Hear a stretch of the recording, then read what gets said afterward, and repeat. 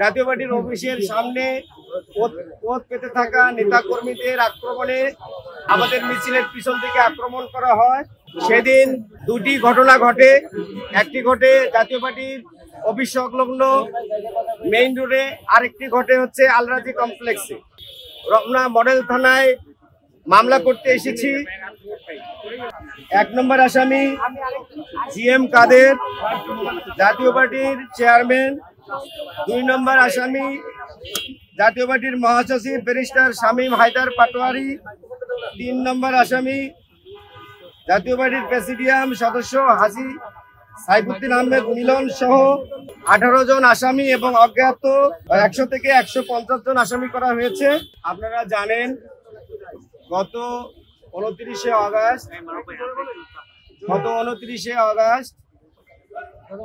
জাতীয় পার্টির অফিসের সামনে মেইন রোডে আমাদের গণ অধিকার পরিষদের একটি বিক্ষোভ মিছিল, যে মিছিলটি গণ অধিকার পরিষদের কেন্দ্রীয় কার্যালয়ের নিচে আলরাজি কমপ্লেক্সের সম্মুখে শুরু হয়, সেটি পুরানা পল্টন মোড়ে ঘুরে যখন মিছিলটি নাইটিঙ্গেল মোড়ের দিকে আসছিল পানি ট্যাঙ্কি পার হয়ে, তখন ঠিক জাতীয় পার্টির অফিস সংলগ্ন মেইন রোডে যখন আসে, তখন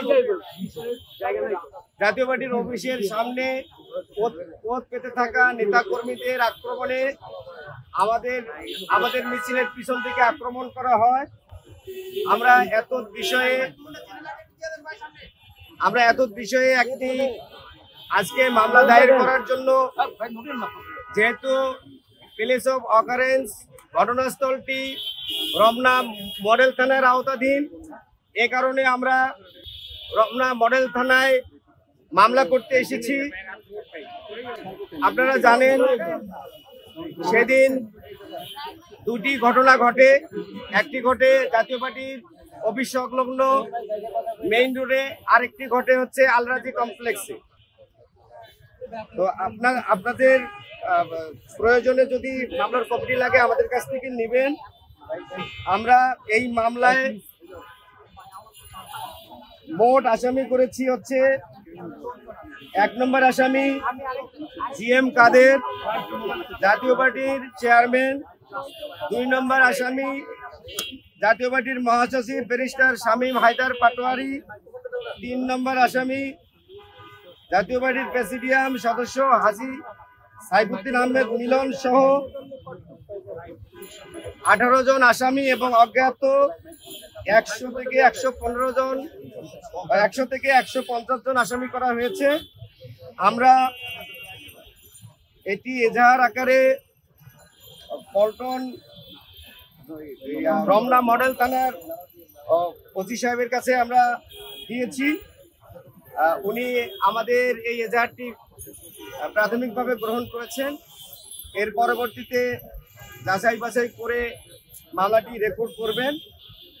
এত বিষয়ে আপনাদের যদি কোনো প্রশ্ন থাকে, এবং আমাদের এখানে বাদী সম্রাট মাঝি, আপনারা জানেন এই আখতারুজ্জামান সম্রাট গত প্রায় 15 দিন বিভিন্ন মেডিকেলে চিকিৎসারত অবস্থায় 18 দিন চিকিৎসারত অবস্থায় ছিল।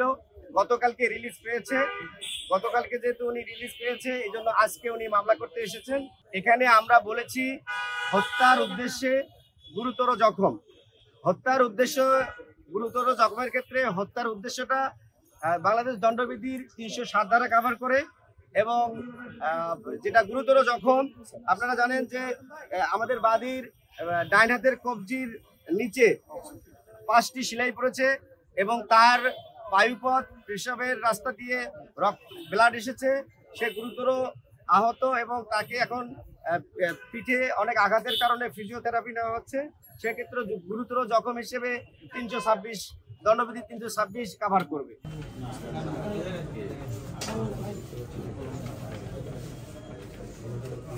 আসো এখানে সম্রাট, আসো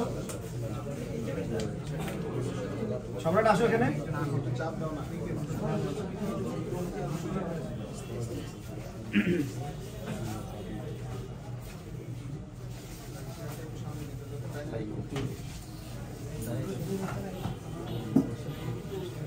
ওনাকে দাও একটা একটু নেন এদিকে এদিকে চাপ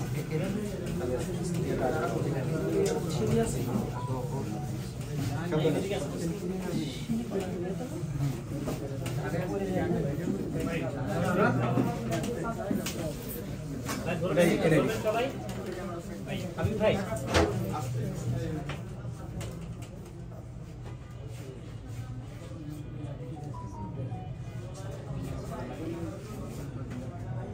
ঠিক আছে।